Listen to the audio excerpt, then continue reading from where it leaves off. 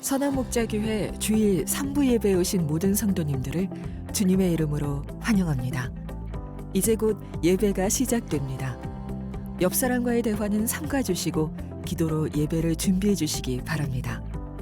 핸드폰 전원은 꺼주시거나 진동 모드로 전환해 주셔서 모든 성도들이 다 함께 은혜로운 예배를 드릴 수 있도록 협조해 주시기 바랍니다. 감사합니다. 사랑하고 축복합니다. 그리고 환영합니다. 오늘 주일 3부 예배 함께 하시는 성도님들과 또 온라인으로 각자의 처소에서 예배하시는 성도님들을 축복합니다. 우리 앞뒤 좌우로 하나님이 당신을 정말 사랑하십니다. 그렇게 인사해 주시면 좋겠습니다. 오늘 우리가 하나님의 사랑과 은혜를 찬양하고 노래하고 또 그 은혜를 주님께 고백해 드릴 건데요. 그것이 우리의 노래와 찬양과 우리의 고백 뿐만이 아니라 정말 그것이 믿어지는 그런 귀한 은혜의 역사, 놀라운 은혜가 오늘 예배 가운데 충만하게 임하게 되기를 원합니다. 하나님이 오늘 그 은혜를 주실 것입니다. 우리의 영광과 우리의 찬송과 예배받기에 합당하신 하나님께 우리 큰 감사와 영광의 박수 올려드리겠습니다.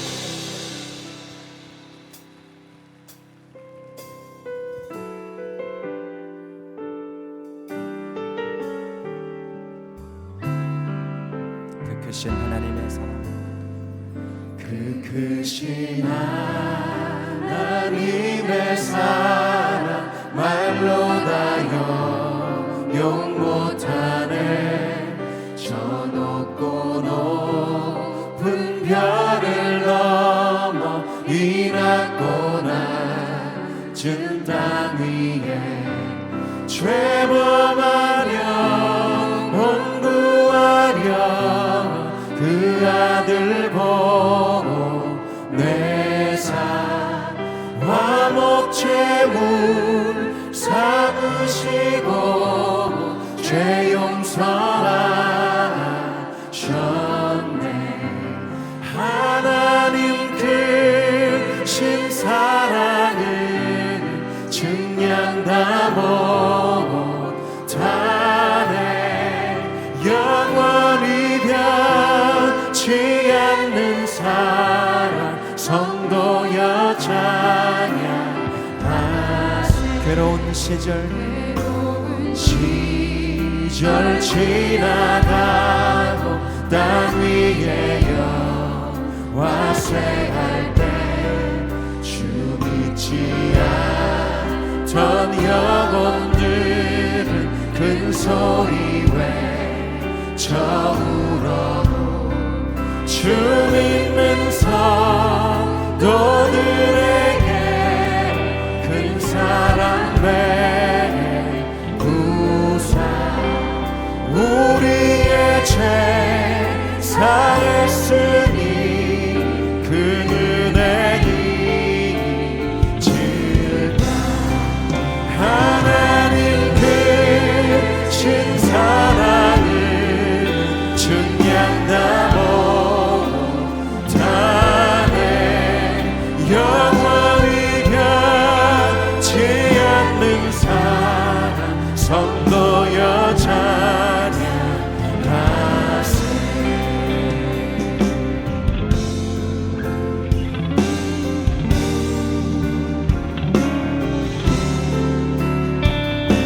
우리 더 큰 목소리로 3절 고백합시다. 두루마리 삼고 바다를 물 삼아도 한없는 하나님의 사랑 다 기록할 수 없겠네. 하나님의 크신 사랑 그것이 다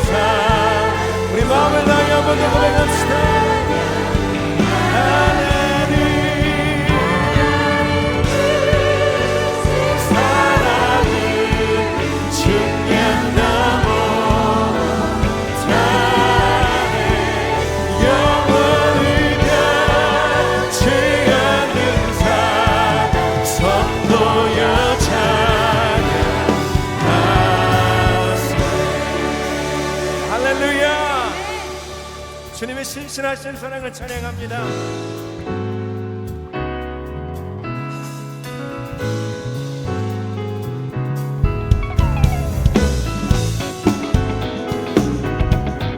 예수 사랑하심은 거룩하신 말일세. 우리가 잘 아는 가사로 우리 한번 이렇게 찬양해 보겠습니다. 예수 사랑하심은 거룩하신 말일세. 우리들은 약하나 예수 권세만 떠나. 나를 사랑하시고 나의 죄를 다시서 하늘 문을 여시고 들어가게 하시네. 날 사랑하심 날 사랑하심 날 사랑하심 날 사랑하심 성경에서 우리 3절 내가 연약할수록 더욱 귀히 여기사 높은 보좌 위에서 낮은 나를 보시네. 날 사랑하심 날 사랑하심 아멘. 날 사랑하심 날 사랑하심 성경에서 날 사랑하심 날 사랑하심 날 사랑하심 예수 성경에서 아멘. 우리 박수하며 나갑시다. 아멘.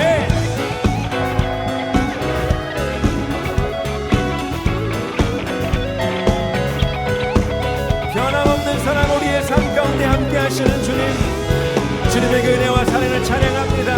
우리 4절 고백할까요?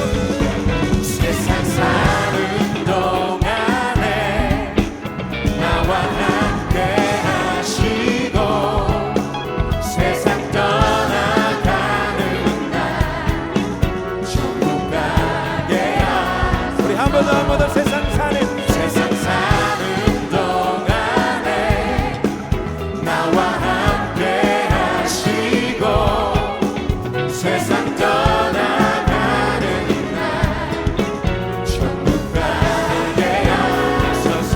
날 사랑하신 날 사랑하신 날 사랑하신 날 사랑하신 성경에서 아무도 날 사랑하신 날 사랑하신 아멘. 예수 날 사랑하신 성경에서 할렐루야 할렐루야 할렐루야 할렐루야 할렐루야 할렐루야 할렐루야 할렐루야 할렐루야 다시 한번 할렐루야 할렐루야 할렐루야 할렐루야 할렐루야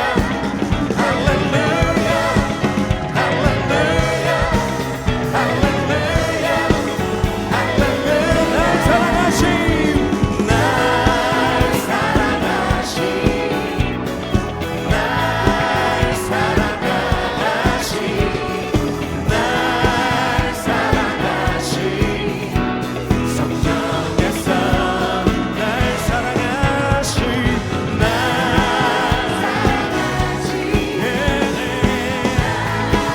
사랑하신 예수 날 성경에서 할렐루야. 우리 여전히 사랑하시는 주님 찬양합니다.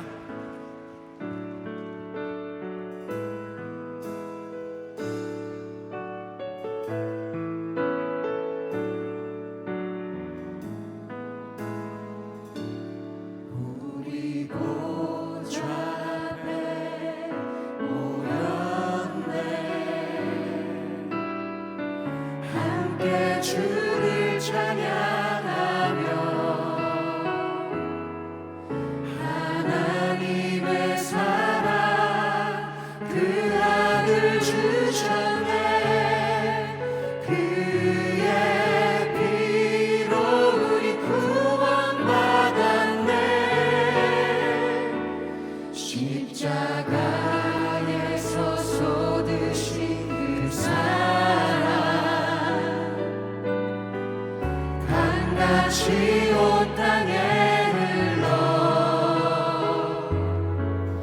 각 나라와 족속 백성 방언에서 구원받고 주 경배드리네.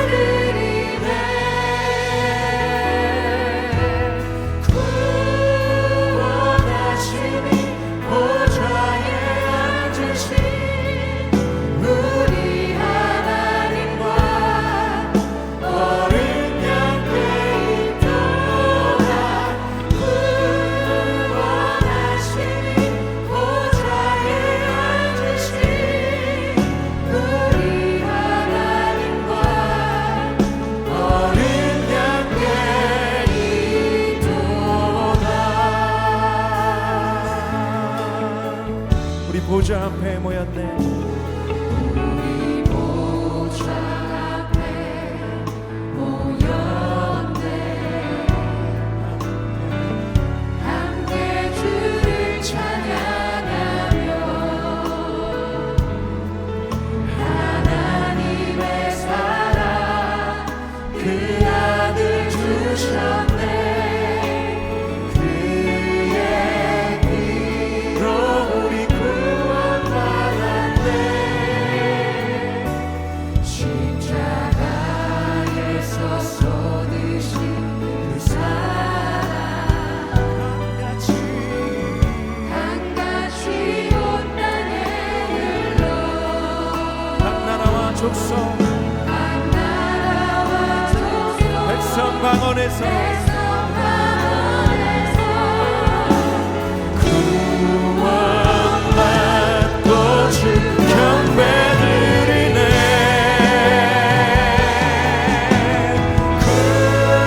구원하시니 보좌에 앉으신 우리 하나님과 어린 양께 있도다. 구원하시니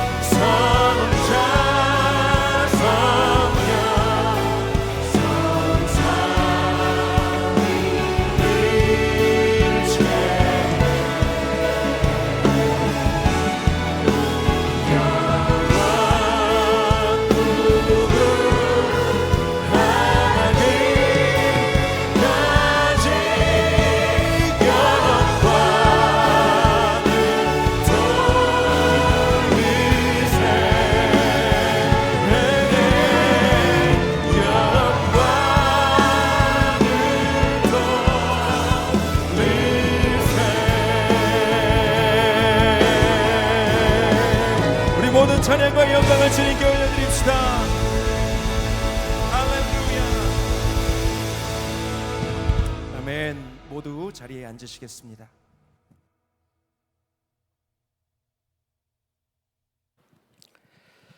거룩하시고 전능하신 아버지 하나님, 주님을 찬양합니다.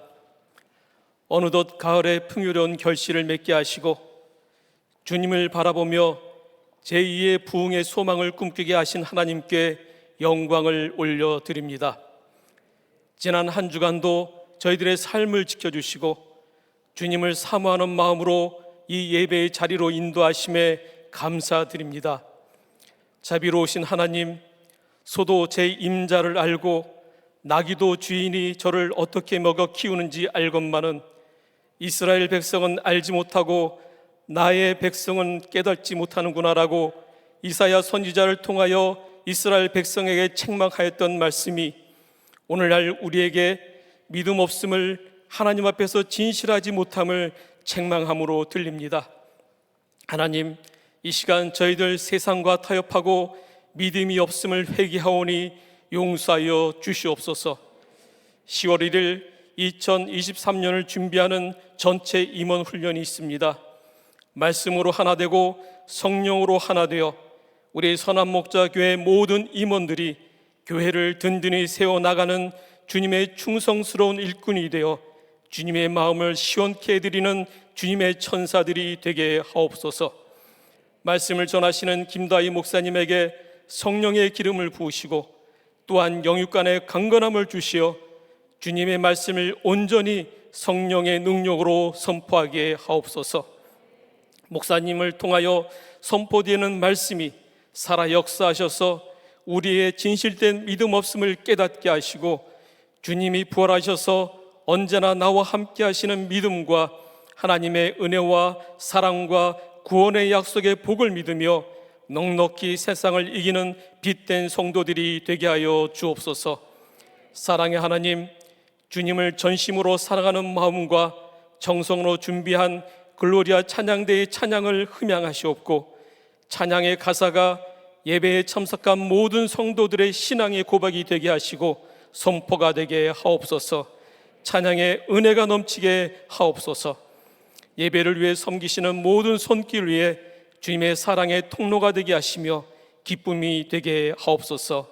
이 모든 기도를 우리를 사랑하시는 예수 그리스도의 이름으로 감사히 기도합니다.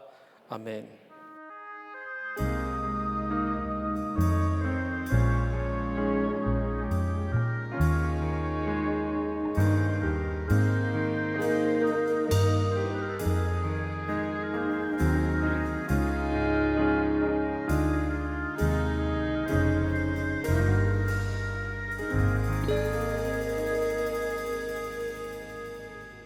여러분, 십자가 하면 떠오르는 게 무엇이 있습니까? 십자가는 여러분에게 어떤 의미입니까? 십자가는 여러분의 삶에 어떤 영향을 주고 있습니까? 이번 주부터 4주간 저와 함께 십자가에 관한 4가지 질문을 함께 나눠보려고 합니다. 이 질문을 통해서 우리의 신앙을 함께 점검해 보기를 원합니다. 무엇보다 예수 그리스도의 십자가가 여러분의 삶에 더욱 분명한 하나님의 능력으로 누려지시기를 축복합니다.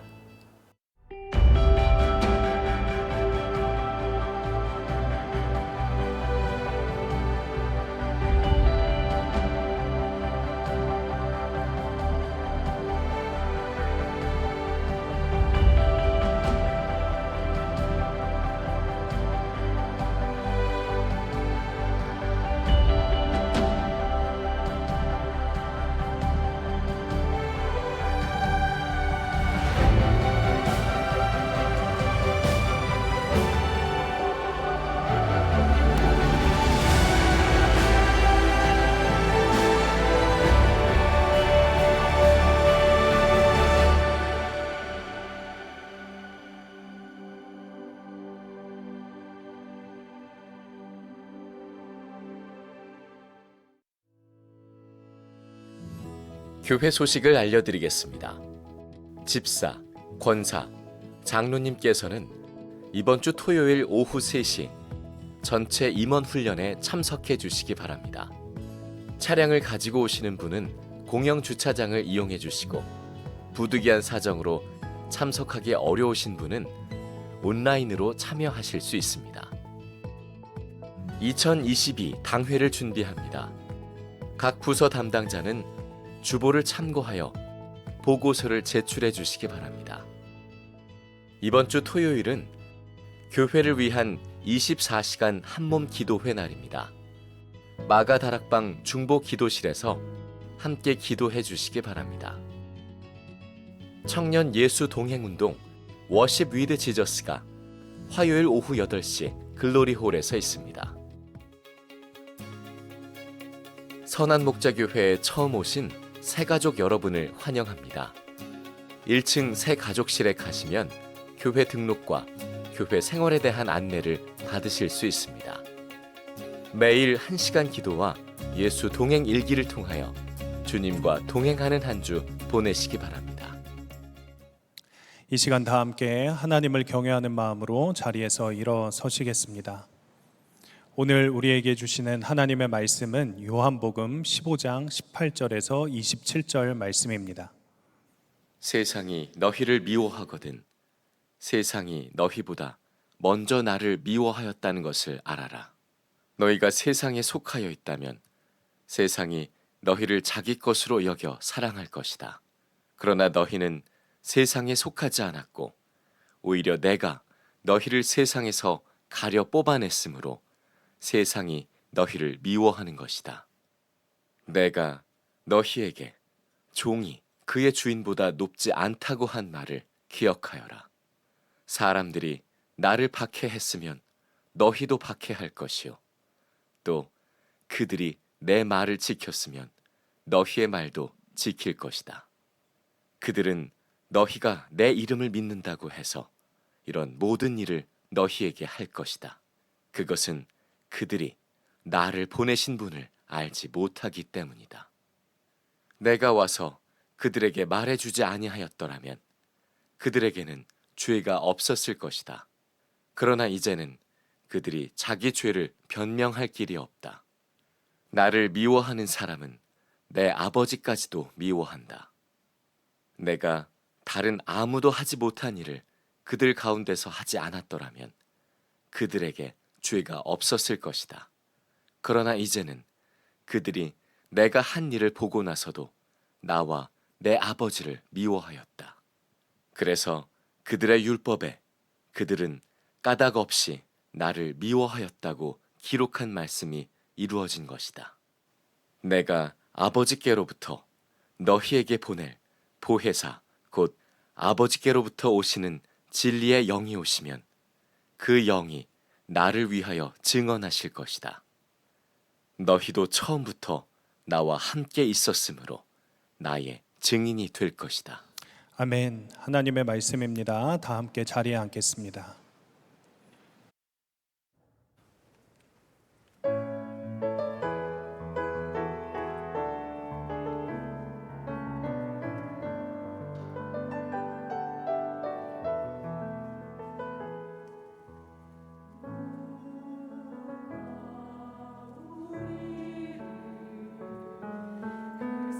사랑에서 그리워 환란이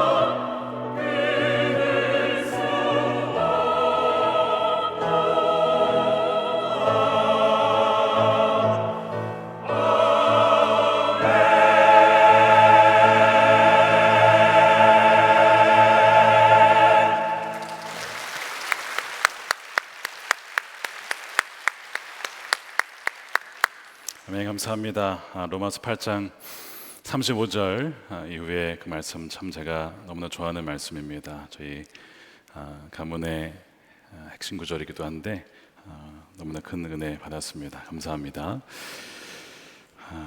여러분의 삶 가운데 하나님의 지키시고 보호해 주시는 은혜가 충만하기를 주님의 이름으로 축원합니다. 몇 년 전에 한국의 장기간 베스트셀러였던 책인데요. 제목이 미움받을 용기라는 책이 있습니다. 그 책을 제가 선물을 받아서 기억을 합니다. 저에게 미움받을 용기를 가지라고 주신 건지는 모르겠는데 그 책을 보니까 오늘 제목이 생각이 나서 이렇게 지었습니다. 세상으로부터 미움받을 믿음이 있는가? 예수님께서 오늘 본문에서 우리들에게 이렇게 묻는 겁니다. 세상이 너희를 미워하거든. 19절에 내가 너희를 세상에서 가려 뽑아냈으므로 세상이 너희를 미워하는 것이다 라고 하면서 너에게는 지금 이런 미움받을 그런 믿음이 있느냐? 나 때문에, 나를 믿기 때문에 세상으로부터 받는 미움 받는 그 일이 있느냐라고 주님은 물으시는 거예요. 예수님 믿으면 모든 것이 다 형통하고 어려움도 없고 평안할 것 같아서 믿었는데 이 도대체 무슨 날벼락 같은 소리냐. 아마 오늘 말씀 듣고 이제 다음 주부터 안 보이실 분도 계실지 모르겠어요. 근데 분명히 예수님께서 이런 말씀을 하셨어요. 지난주에 포도나무에 가지가 정말 붙어 있으면 열매를 맺는다. 그 열매는 바로 성령의 열매, 주님을 닮아가는 열매, 사랑에 대한 말씀을 하셨습니다. 그러니까 사랑의 열매를 내가 맺고 있으면 내가 주님 안에 머물러 있는 것이고, 그렇지 않다라고 한다면 붙어 있는 것 같지만 실은 아닌 것이다라고 말씀하신 거죠. 그러면서 두 번째로 내가 정말 주님께 붙어 있는 가지가 많으냐라고 했을 때 피할 수 없는 너무나 분명한 증거가 있는데 그것은 뭐냐면 세상으로부터 받는 미움입니다. 믿음 때문에 그리스도인이라는 이유만으로, 예수님을 믿는다는 이유만으로 미움을 받고 박해를 받는다. 그것은 분명히 포도나무에 붙어 있는 증거라고 말씀하시는 거예요. 자, 18절에 그 이유를 얘기를 하세요. 세상이 너희를 미워하거든 세상이 너희보다 먼저 나를 미워하였다는 것을 알아라. 세상이 먼저 예수님을 미워했다는 겁니다. 구체적으로 여기서 세상이란 본문에 의하면 예수님을 대적했던 유대인들을 말하죠. 하나님을 믿는 백성이라고 하지만 하나님을 알지 못하는, 예수님을 하는 것마다 반대하고 말씀도 반대하고 표적도 반대하고, 그러나 여기에서의 세상은 거기에 그치지 않고요, 하나님을 대적하는 그 모든 것을 말합니다. 그리고 하나님을 믿지 않는 사람들, 그 모든 사람들을 포함합니다. 그러다 보니까 그 안에는 거짓과 악함이 있어요. 그래서 핍박을 받습니다. 예수님께서 요한복음 7장 7절에 이런 얘기를 하세요. 세상은 나를 미워한다. 그것은 내가 세상을 먹어서 그 하는 일들이 악하다라고 증언하기 때문입니다. 죄로 말미암아 깨어지고 왜곡된 이 세상에 벌어지는 일들을 보고 악하다라고 예수님께서 증언을 하니까 세상은 예수님을 미워합니다. 예를 들어서 거짓은 죄입니다. 속여서는 안 됩니다. 너만 깨끗하냐? 싫어하는 거예요. 낙태는 생명을 죽이는 일입니다. 막 이러면 또 막 싫어하는 거예요. 우리는 다 하나님으로부터 떨어져 나간 죄인입니다. 그러면 내가 왜 죄인이냐? 그러면 또 싫어해요. 세상은 근본적으로 어둠을 사랑한다. 그래서 요한복음에서 세상을 말할 때는 어둠입니다. 그런데 그 어둠이 빛을 사랑한 것이 아니라 빛을 미워해요. 그래서 빛을 받으면 좋아하는 것이 아니라 피하고 그 빛에 대한 그 진리를 거부하는 것이 이 세상의 특징이고 하나님이 없는 사람들의 특징이라는 것입니다. 그래서 예수님께서 나를 미워했기 때문에 내가 주인이고 너희가 종인데 종이 주인보다 높지 않다. 그러므로 세상이 주인을 미워하면 종은 말할 것도 없이 당연히 미움을 받는 것이다. 그것이 20절의 의미입니다. 세상으로부터 받는 미움은 여러분 예수님께 내가 완전히 붙어 있구나, 내가 그분께 속해 있다라고 하는 명확한 증거예요. 예수님께 속해 있다면 미움을 당할 수밖에 없어요. 여러분들에게 지금 그 미움 받는 것이 있으십니까? 나의 그 믿음 때문에 미움을 받는 그 용기를 여러분 가지고 계십니까? 지난주 중에 막내 아이가 학교에서 좀 불편한 일을 겪은 것 같아요. 속상한 일을 털어놓았습니다. 친구 중 하나가 막내에게 오더니 그러더래요. 얘가 이제 예수 믿는 걸 알고 아마 속을 좀 뒤집어 놓으려고 한 것 같습니다. 무슨 얘기를 했냐면 제우스 신이 진짜야, 이런 얘기를 한 거예요. 요즘에 마블 영화를 너무 많이 봤어요, 애들이. 예? 뭐 천둥이 신이, 뭐 번개의 신이, 뭐 제우스 막 이런 나오거든요. 애들은 그거를 진짜라고 믿는 거예요. 그러니까 제 막내가 가만히 있겠습니까? 야, 제우스 신은 가짜야, 하나님이 진짜 신이야 라고 얘기를 했어요. 그 아이가 또 얘기를 하는 거예요. 야, 제우스 신이 가짜면 하나님도 가짜거든, 이러면서 반박을 합니다. 이 아이가 마음이 좀 속이 상해서 돌아왔어요. 엄마한테 먼저 그걸 털어놓았습니다. 어떻게 얘기해야 되죠? 아빠, 이거 어떻게 얘기해야 되는 거야? 내 친구가 그렇게 얘기를 해요. 지난주 새벽 본문이 민수기였습니다. 민수기 33장 4절에 이런 말씀이 나와요. 하나님께서 이집트의 신들을 패배시키셨다, 멸망시키셨다, 이런 말씀이 나옵니다. 제가 그걸 가지고 읽어주고 그 다음에 설명을 해줬어요. 이집트 사람들이 자신들이 만든 신이 있었어. 그들은 그것이 진짜 신이라고 믿었어. 근데 실은 가짜야. 어느 정도 가짜였는지 아무런 힘을 발휘할 수 없었어. 너 저 이집트의 10가지 재앙 기억나지? 그는 그냥 재앙이 아니고 그들이 믿었던 그 가짜 신에 대한 심판이었어. 그걸 얘기해 줬어요. 그리고 그리스 사람들도 제우스라고 하는 신을 믿었는데 그것도 역시 가짜 신이야. 그럼 왜 이렇게 가짜가 많냐? 진짜에게는 이 짝퉁이 생기기 마련이거든. 이렇게 이제 false god이라고 제가 설명을 했습니다. false, 가짜 신이야. 그러니까 그렇구나. 이제 이렇게 그 아이가 받아들이는 거예요. 그러면서 제가 그랬습니다. 그러니까 걔가 하나님 몰라서 그런 거야. 미워하면 안 돼. 미워하지 않아요. 그래놓고선 갑자기 또 이런 얘기를 해요. 아빠, 성경에 이런 말이 있죠. 오른뺨 맞으면 왼뺨 돌려대라. 너 뺨 맞았니? 아니요. 마음은 뺨을 맞은 것 같은 거예요. 왜냐하면 여러분, 학교에 하나님을 믿는 아이가 많습니까? 안 믿는 아이가 많습니까? 안 믿는 아이들이 훨씬 더 많습니다. 그러니까 거기서 예수님 얘기하고 하나님 얘기하면 일단 쪽수에서 밀립니다. 그리고 눈치를 받고 자꾸 그런 얘기하면 불편해져요. 그러니까 아이의 입장에서는 이게 뺨 맞은 것 같은데, 최근에 이제 신약 성경을 읽다 보니까 그 말씀이 생각난 거예요. 내가 맞아도 여기를 돌려대야 된다. 뭐 그게 생각이 났던 것 같아요. 여러분, 이게 지금 초등학교에서 벌어지는 일인데 중학교 가면 어떻게 될까요? 고등학교 가면, 대학교는요 말할 것도 없습니다. 나 예수 믿는 사람이야 라고 당당하게 말하기가 쉽지가 않아요. 그랬다가는 매장당할 수도 있어요. 그래서 요즘에 대학교의 캠퍼스 사역이 거의 다 죽었다고 해요. 이 청년 사역이 굉장히 힘들다고 합니다. 세상이 예수님과 그리스도인들을 미워하는 이유는 세상이 악하다라고 증언할 뿐만 아니라 이 진리를 자꾸 얘기를 하니까 그래요. 그리고 그 진리 대신 하나님, 주님을 모르기 때문에 그렇습니다. 자, 21절에 그들은 너희가 내 이름을 믿는다고 해서 이런 모든 일을 너희에게 할 것이다. 그것은 그들이 나를 보내신 분을 알지 못하기 때문에 그렇다. 하나님을 알지 못하기 때문에 너희를 좀 미워하는 것이고 그 진리를 거부하는 것이다. 이해하지 못하니까 또한 거부하는 거야. 예수님은 길이요 진리요 생명이라고 했어요.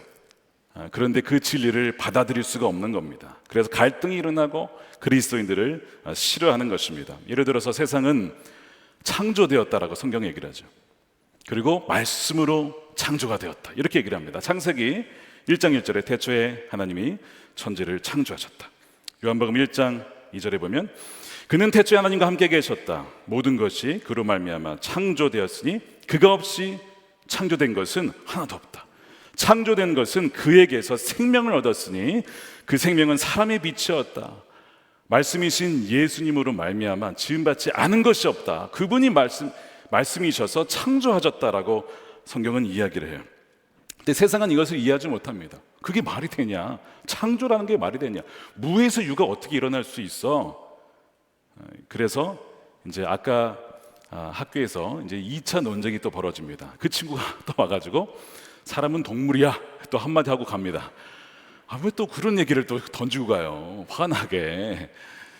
그래서 얘가 사람은 동물이 아니야 라고 했는데 자기도 약간 헷갈려요. 그게 맞는 것 같기도 하고. 아빠, 어떻게 얘기해야 돼요? 또 그러는 거예요. 이게 지금 초등학교에서 이게 신학적, 철학적 무슨 별 다 논쟁이 벌어집니다. 그리고 이 사람은 동물이다? 어쩔 때는요 그런 생각이 들 때가 있어요. 재산 때문에 부모님을 죽이고 막 패론을 벌이는 사람들을 보면 야 이건 좀 동물보다 못한 거 아니냐 이런 생각이 들 정도로 그러면 이제 그 사람은 동물이다라고 보는 사람들은 그 동물이라서 그래 인간이 원래 그래 이렇게 해석하면 뭐 편할 수도 있어요. 근데 분명히 성경은 뭐라고 하냐면 사람은 동물이 아니다.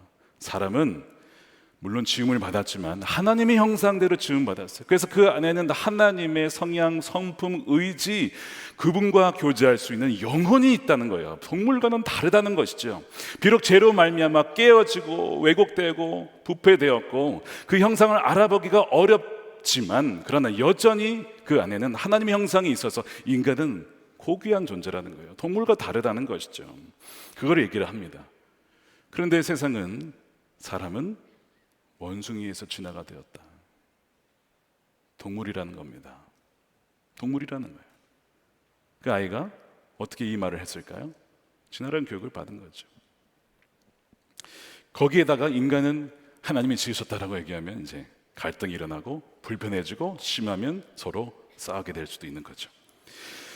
얼마 전에 교육 쪽에 계신 분이 참 속상한 이야기를 꺼내 놓으셨어요. 교육과정 개발을 하고 있는데 점차 우리나라에 더욱더 하나님을 대적하는 어떤 그 세계관을 반대하는 그 과정, 그 교육이 이제 이 교육과정에 들어간다는 겁니다. 그래서 한국의 교육과정에 유물론, 진화론에 근거한 내용들이 이 초등학교부터 중학교, 고등학교 이 교육과정에 더 많이 들어가게 된다는 거예요. 아무런 필터링이 없이 이제 들어가게 되는데 그것이 2027년부터. 근데 그 내용이 지금 현재 공청회가 벌어지면서 이제 반영이 된다는 겁니다. 그러면서 자기가 교육과정에 있는 관계자인데 중립을 지켜야 되잖아요. 자기가 아무리 신앙인이지만 중립을 지켜야 하면서도 이 마음이 너무 아픈 거예요. 이것이 이러면 안 되는 건데. 그래서 그렇게 믿음을 발휘해서 하지 못하고 있다가 한 번은 금요 성령 집회에 왔는데 그날 제목이 잊혀진 부르심을 회복하라 말씀이었어요. 그 말씀을 듣는데 하나님의 음성을 주시더래요. 내가 너 왜 그 교육 과정에 넣은 줄 알아? 거기에 많은 그리스도인들이 있어. 그들을 위해서 기도하고 그들이 그 배운 대로 그 과정에 참여할 수 있도록 하기 위해서 너를 보낸 건데 너는 지금 그 사명을 다 하고 있느냐? 보니까 자기는 침묵을 하고 있더래. 내가 이러면 안 되겠구나. 그래서 이제 깨어서 기도하면서 저에게도 기도 부탁을 하신 겁니다. 여러분, 이 과학계나 교육계나 창조를 믿는다 그러면 여러분 얼마나 웃음이 되는지 아십니까? 그런 시대예요. 그러니까 이 자신의 믿음을 말할 수가 없어요. 그 분야에서 완전히 매장을 당할 수도 있다는 거예요. 자신의 믿음을 표현하면. 여러분 세상은 어떻게 한다고요? 미워한다는 겁니다. 박해한다는 겁니다. 너희가 만약 정말 나에게 붙어 있으면 반드시 박해를 당할 거야 라고 말씀을 하고 있는 거예요.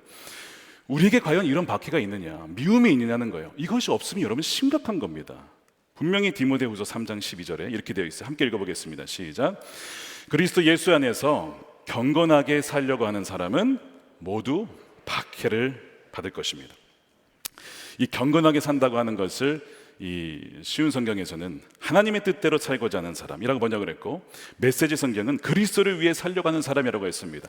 그렇게 살려고 하는 사람에게는 간혹 일부 박해를 받는 것이 아니고 뭐요? 모두.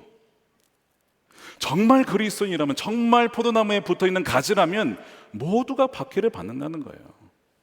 이게 지금 주님이 하신 말씀입니다. 하나도 빠짐없이 그런 어려움이 있을 것이라는 겁니다.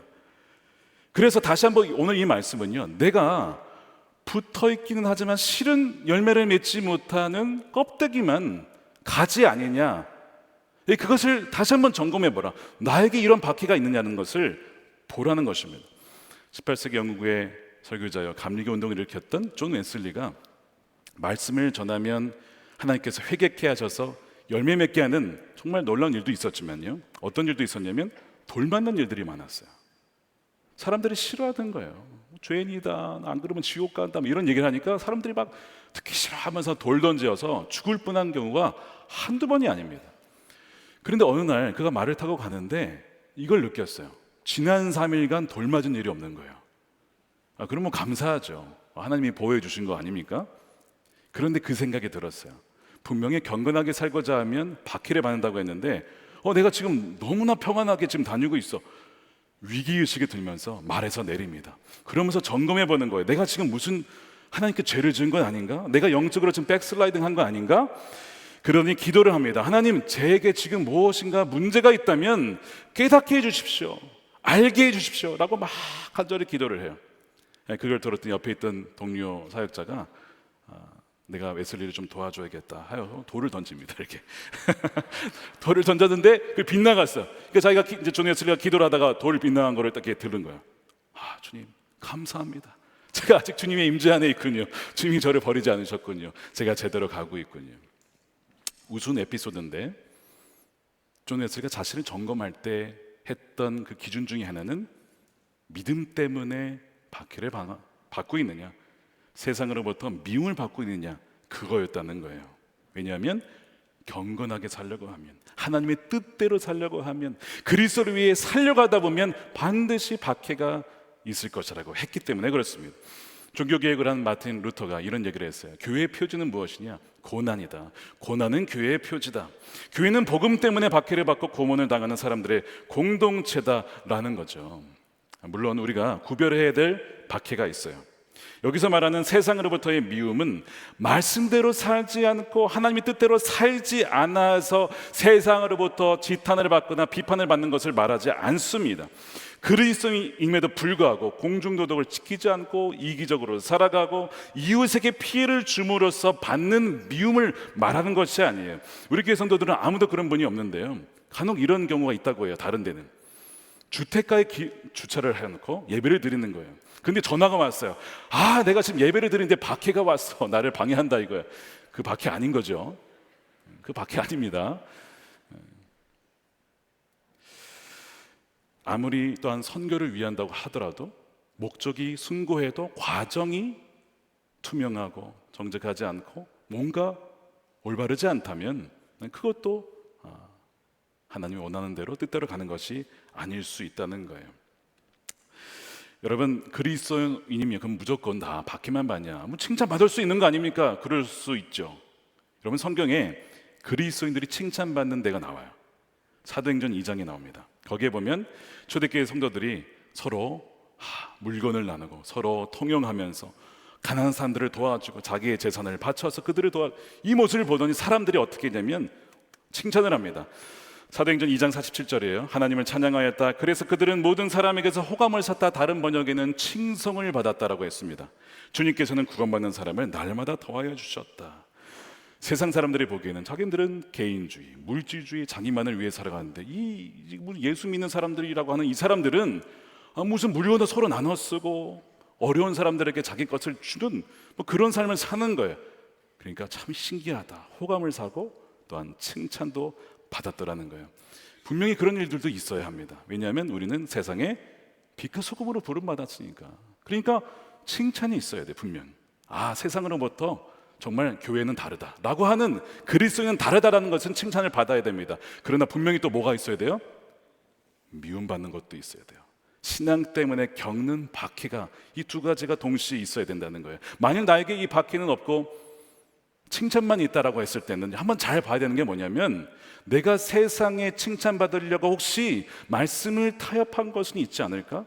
거기에 맞추려고 한 것, 내가 포기한 것은 있지 않을까? 그것을 한번 돌아봐야 됩니다. 예수님께서 뭐라고 하셨냐면, 너희가 내게 속하지 않고 세상이 속해 있다면 분명한 증거가 있는데 그것은 세상이 너희를 환영하고 사랑할 거야 라는 말씀을 하시죠. 19절입니다. 너희가 세상이 속하여 있다면 세상이 너희를 자기 것으로 여겨 사랑할 것이다. 세상이 너는 우리 편이네 하는 거 보니까 너의 사고방식과 라이프 스타일은 완전 우리 편이네. 이게 너무 딱 맞는 거예요. 야, 너 물건 사는 거 보니까 딱 우리 스타일이야. 너 지출하는 거 보니까 너무 나랑 맞아. 세상이 너무 공감해 주는 거예요. 별로 거기에 거리낄 것이 없어요. 마음이 통하는 것입니다. 죽이 잘 맞는 거예요. 예수님을 믿긴 하는데 어떤 사람들은 하나님께 가는 길은 여러 길이지. 너도 그렇게 생각하니? 나도 그렇게 생각해. 이게 맞는 거예요. 종교다원주의를 얘기를 해요. 근데 만약 거기에서 하나님께 가는 길은 유일한 길은 예수님밖에 없어. 예수님 이름으로만 구원받는 거야. 그러면 이게 이제 분위기가 살벌해지는 겁니다. 근데 만약에 그렇지 않다라고 한다면 뭔가 이 세상하고 짝짝꿍이 잘 맞는다는 것이죠. 하늘의 시민권자인 줄 알았는데 실은 한 번도 하늘의 시민권자가 된 적이 없고 처음부터 계속 세상에 속해 있는 거예요. 한 번도 위로부터 거듭난 적이 없는 것일 수 있어요. 한 번도 위로부터 오는 성령을 받은 적이 없는 것일 수 있어요. 그래서 세상하고 너무 잘 맞는 거죠. 세상의 흐름과 별로 거스를 게 없는 거예요. 내 마음에 저항이 없어요. 갈등이 없어요. 왜 그런가? 칭찬받는 게 아니라 세상에 속해 있는 거예요. 그렇기 때문에 어려움이 없는 것입니다. 그리스도인들과 교회가 세상 안에 있지만 구별되지 않으면 점차 순응해 버립니다. 세상과 같아져 버려요. 그런 교회를 세상을 향해 곁눈질하는 교회, 세상을 향해 노심초사하는 교회, 세상에 굽신거리는 교회, 이렇게 표현을 합니다. 세상에 굽신거리고 지나치게 순응한 나머지 그 짠맛을 잃어버려서 짓밟힘을 당해요. 그러면서 세상이 그러죠. 야, 너희나 우리나 별로 다를 바가 없는데, 이런 얘기를 합니다. 교회가 세상 문화에서 물들어 버리면 어떻게 하면 교회가 세상이 잘 봐줄까? 그렇게 하다 보면 진정한 기독교의 정체성을 잃어버리고 흉하게 변질되어 버립니다. 짠맛을 잃어버리고 맛을 잃어버리는 것이죠. 역사상 독일의 교회가 그랬어요. 나치가 일어났을 때, 히틀러가 일어났을 때 80%가 넘는 그리스도인들이 어떻게 한지 아십니까? 히틀러와 나치를 찬양했습니다. 하나님이 보내주신 메시아다. 히틀러는 이 어려운 나라와 경제를 일으킬 메시아를 하나님이 보내주셨다라고 찬양을 했습니다. 지지했습니다. 그러니까 나치와 대립이 있었을까요? 없지요. 나치와 손잡고 가는 거예요. 같이 가는 거예요. 밖에 없습니다. 칭찬을 받습니다. 세상으로부터. 나치를 지지해 주는 거예요. 신학적으로 기도해 주면서, 찬양하면서. 이것이 세상에 곁눈질하며 굽신거리며 노심초사하는 교회. 혹시 이 세상이 우리를 버리면 어떡하지? 이제 너 필요 없어 하면 어떡하지? 그러니까 세상에 정해준 자리가 있어요. 너는 거기에 머물러 있어. 더 이상 얘기하지 마. 우리가 말하라고 할 때만 말해. 완전히 길들여진 교회가 되는 거죠. 세상에 종로를 타는 교회가 될 수 있어요. 그런데 그 당시에 깨어있는 소수의 그리스도인들이 있었습니다. 고백교회 성도들이에요. 그들은요, 죽을 각오하고 뭐라고 했는지 아십니까? 우리의 고백, 마땅히 우리의 신앙과 충성이 대상해야 될 분은 어떤 그 사람이 아니라 오직 우리 예수 그리스도 뿐이십니다. 선언을 합니다. 바르면 선언이에요. 목숨 걸고 하는 거예요. 그 당시에 얼마나 용감했는지 몰라요. 미움받을 용기가 아니고요, 죽을 용기, 죽을 각오를 하고 그 선언을 했어요. 얼마나 핍박을 받았는지. 그런데 역사는 기억하고 있어요. 그들이 있었기 때문에 독일이 변하게 된 거죠. 참된 제자들은요, 제자도로 말미암아 겪어야 될 어떤 그 대가가 있다는 것을 압니다. 세상으로부터 뽑아져 나와져서 예수님께 붙어 있기 때문에 당연히 주님이 받는 그 고난, 남은 고난을 채울 것이라는 것을 그들은 알고 있어요. 피하지 않습니다. 19절 보십시오. 너희가 세상에 속하여 있다면 세상이 자기 것으로 여겨 사랑할 것이다. 그러나 너희는 세상에 속하지 않았고 내가 너희를 세상에서 가려서 뽑았으므로 세상이 너희를 미워하는 것이다. 우리가 뽑혀진 것은 주님이 택하셨어. 너희가 나를 택한 것이 아니라 내가 너희를 택하여 세웠으므로 열매를 맺게 하려고 한 것이다 라고 하시는 거죠. 그래서 우리는 신분이 바뀌었어요. 하늘의 시민권자로 바뀌었고요, 세상이 아니라 하나님의 나라요 왕은 주님께서 우리의 왕이 되신 거예요. 그렇기 때문에 여러분, 세상과 갈등할 수밖에 없는 겁니다. 그것 때문에 미움을 받는 거예요. 그리스도인들은 참 독특한 이중 정체성을 갖고 있습니다. 세상에 살지만 그러나 하늘의 시민권을 가진 자예요. 현재에 살지만 현실을 초월하는 자들입니다. 세상 사람들과 옷 입는 거나 먹는 거 비슷하지만 그러나 그의 내면은 성령으로 거듭난 구별된 자들입니다. 또한 연약해 보이지만 강한 자들이에요. 없는 것 같지만 모든 것을 가진 자들입니다. 외딴 섬이 아니라 세상 안에 살지만 세상에 속하지 않은 세상의 사람들이 아닙니다. 주님이 세상으로부터 또한 가려 뽑아냈으면서 동시에 세상 안으로 침투해요. 세상 안으로 들어갑니다. 그들을 섬기고 사랑하기 위해 들어가는 또한 이들입니다. 또한 고난과 박해를 짊어지는 십자가의 공동체예요. 고난을 피하지 않습니다. 당연한 것으로 여깁니다. 동시에 그들에겐 소망이 있어요. 부활의 소망이 있습니다. 그 부활의 공동체, 바로 그것이 교회고 그리스도인들입니다. 예수님이 15장과 특히 오늘 본문 말씀을 하신 이유를, 왜 이런 얘기를 하시는가? 16장 1절에 그 이유를 얘기를 하세요. 내가 너희에게 이 말을 한 것은, 그러니까 15장 전체를 얘기하는 것이죠.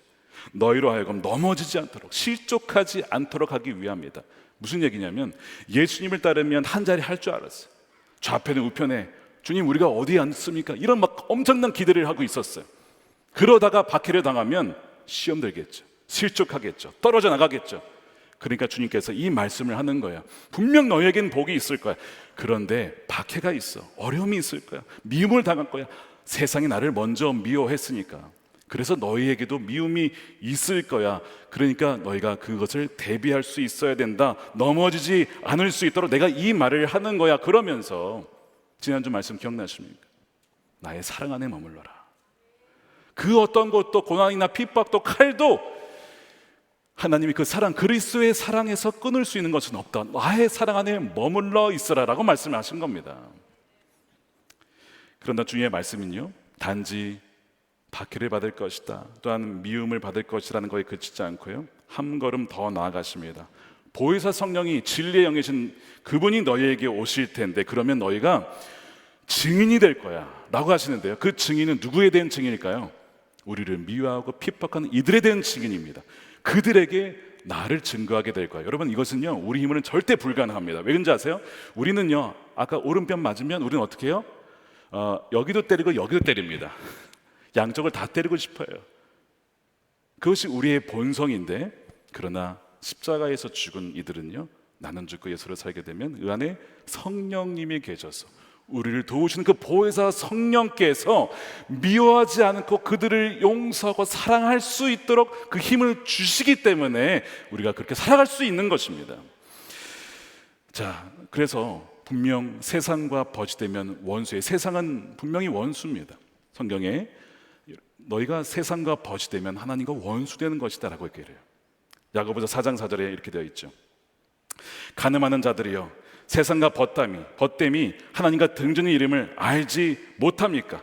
누구든지 세상의 친구가 되려고 하는 사람은 하나님의 원수가 되는 것입니다. 원수가 되는 것입니다. 분명히 세상은 원수예요. 그런데 동시에 세상은, 성경이 뭐라고 하냐면 하나님이 세상을 이처럼 사랑하사 사랑할 대상이라는 것입니다. 우리의 사명은요 이거예요. 진리로 세상에게 증언하는 거죠. 그러다 보면 많은 미움과 박해를 당합니다. 오늘 말씀 26절에 나를 위하여 너희가 증언해야 한다, 27절에 나의 증인이 될 것이다. 분명히 세상에 대해서 너희가 증언하게 될 거야, 증인이 될 거야 라고 말씀하여, 그런데 동시에 그들을, 미워하는 자들을 너희가 사랑하는 것, 이 이중 사명을 갖고 있어요. 어떻게 이것이 가능하죠?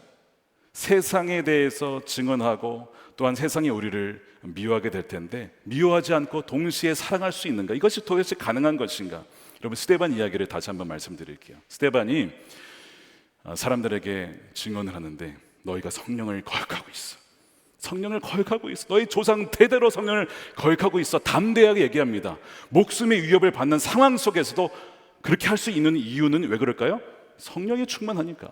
성령이 충만하니까 담대하게 미움받을 그 모든 상황을 알고도 목숨을 걸고 증언을 해요.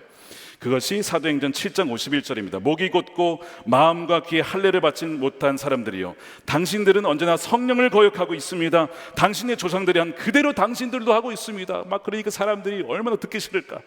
이 스데반을 죽이려고 돌로 쳐 그를 죽이죠. 그러니까 지금 스데반은 분명히 세상을 향하여서 진리를 증언하고 있습니다. 세상이 악하다고 증언을 하고 있어요. 진리의 말씀을 증언하고 있습니다. 그러나 동시에 스데반이 죽을 때 뭐라고 하죠? 그 세상을 미워합니까?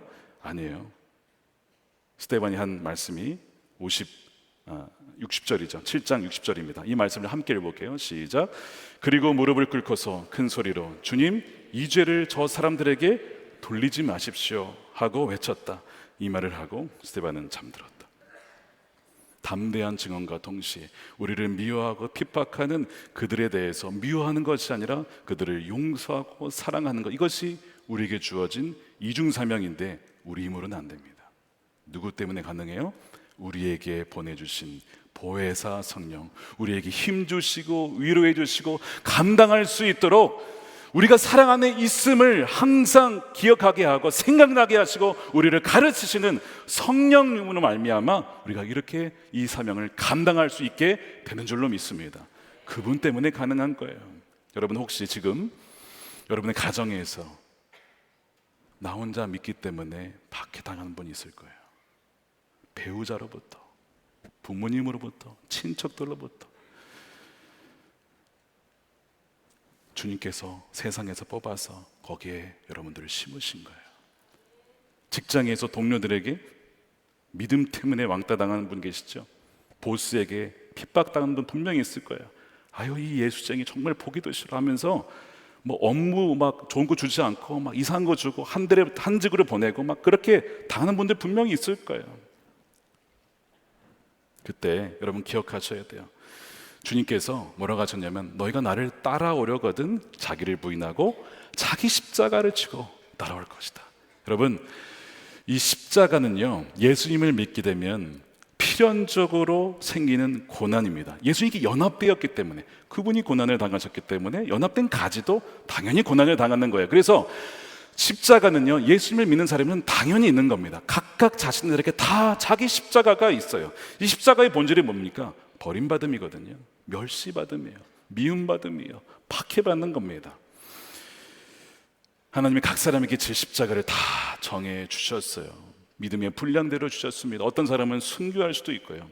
어떤 사람은 순교는 아니지만 가정에서 순교와 같은 일을 당하는 분이 있어요. 직장에서 당하는 분이 있습니다. 선교 현지에서 당하는 분이 있습니다. 근데 하나님 보시기에 다 동일한 십자가입니다.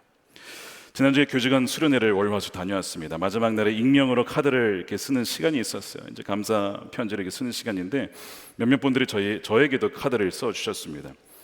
한 분이 이렇게 쓰셨어요. 임다희 목사님, 목사님께서 차기 담임으로 부임하신다는 이야기를 들었을 때 제 첫 마음은 참 불쌍하다고 생각했습니다. 누가 썼는지 알 수도 없고 참 불쌍하다고 생각했습니다. 그 중압감과 도전들을 만나셔야 하는데 그렇게 생각했던 것 같습니다. 이렇게 쓰셨고 뒤에 이제 격려의 메시지를 써주셨어요. 또 다른 분이 이렇게 쓰셨습니다. 목사님에게 이 교회 사역이 정말 십자가이고 자기 희생, 포기, 헌신이라는 것을 압니다. 누구도 감당하기 어려운 큰 부담일 테지만 목사님께서 기도로 사랑으로 하나님의 마음으로 나아가고 계심이 감사합니다. 그래서 그랬는지 정말 지난주에 전한 말씀 때문에 돌 맞는 일이 있었어요. 말씀을 정말 복음을 전하다 보면 그것이 듣기 싫어서 돌 던지는 경우가 있습니다. 저는 당연히 제가 맞아야 될 돌이라고 생각해요. 여러분들에게도 각자 주어진 십자가가 있습니다. 다 크기와 무게는 다를 수 있어요. 근데 정말 주님께 붙어있는 가지라면요, 십자가가 있는데 여러분 기억하셔야 돼요. 예수님이 십자가를 지실 때는 주변에 아무도 없었습니다. 제자들은 다 도망갔어요. 그런데 지금 우리는 다릅니다. 우리에게 누가 계시죠? 보혜사 성령님이 우리와 함께 계시잖아요. 우리 안에 계시고 우리 옆에서 힘을 주시고 강하게 하시고 일으켜 주시고 능력 주시는 보혜사 성령님이 계시기 때문에 우리에게 주어진 자기의 십자가를 능히 질 수가 있는 줄로 믿습니다. 주님께서 내 멍에는 쉽고 가볍다라고 말씀을 하셨잖아요. 그래서 우리는 우리의 십자가를 다 지고 갈 수가 있는 겁니다. 여러분 이 말씀을 기억하십시오. 마태복음 5장 10절입니다. 의를 위하여 박해를 받는 사람은 복이 있다. 하늘나라가 그들의 것이다. 너희가 나 때문에 모욕을 당하고 박해를 받고 터무니없는 말로 온갖 비난을 받으면 복이 있다.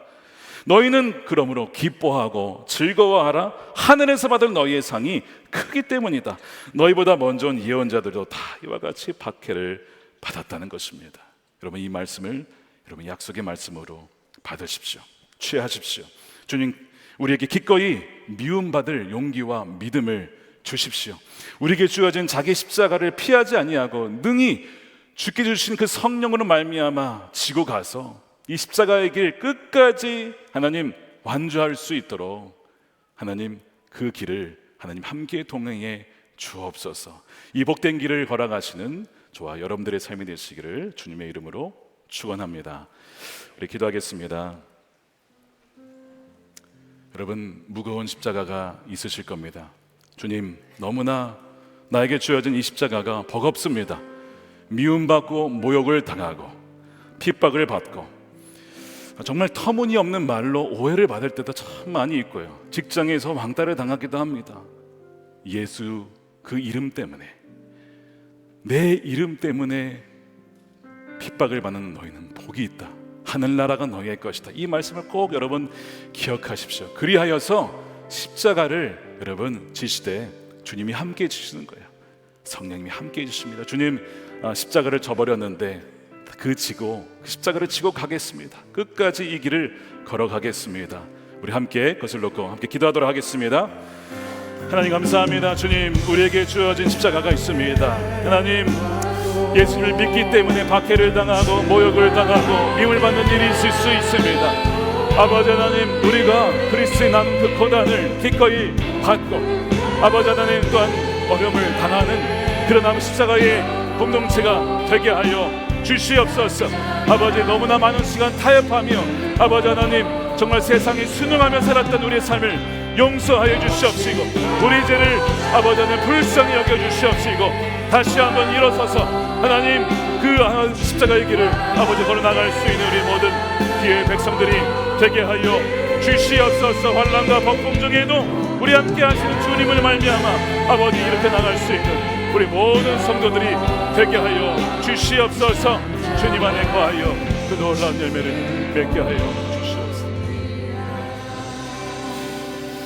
하나님 감사합니다. 우리를 사랑하여 주셔서 하나님 우리에게 주님의 이름 때문에 모욕을 받고 또한 어려움을 당하고 또한 십자가를 지는 그 사명을 주심에 감사합니다. 하나님, 이 시간 고백하는 것은 그러나 너무나 많은 시간을 그 사명을 저버리고 쉬운 길을 택하였고 하나님 고난의 길을 저버렸던 것을 하나님 이 시간 고백하오니 주님 우리의 죄를 용서하여 주시옵소서.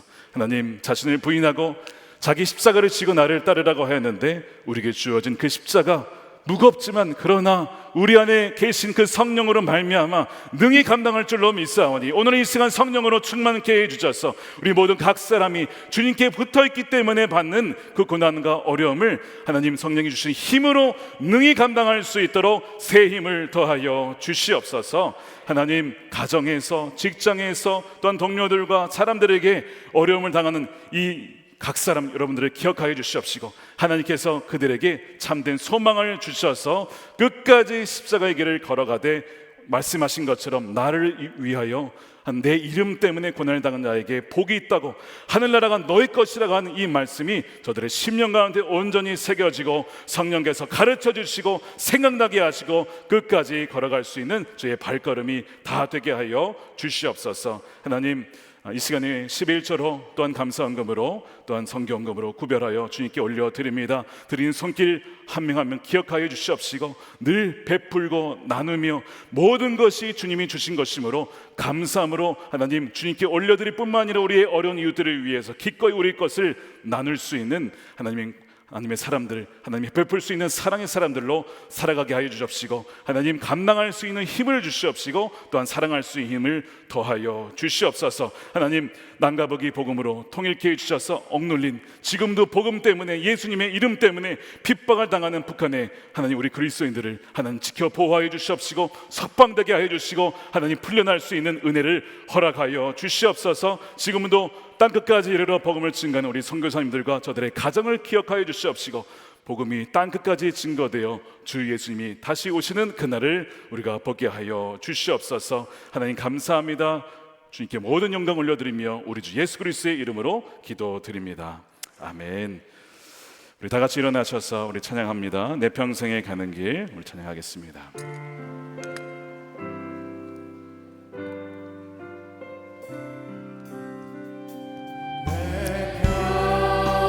생에 가는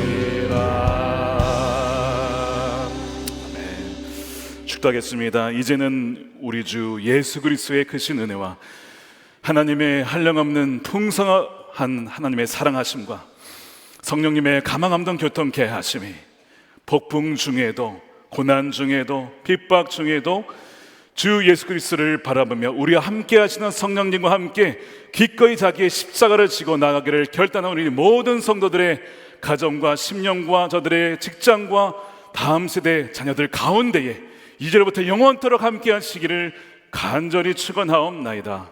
아멘.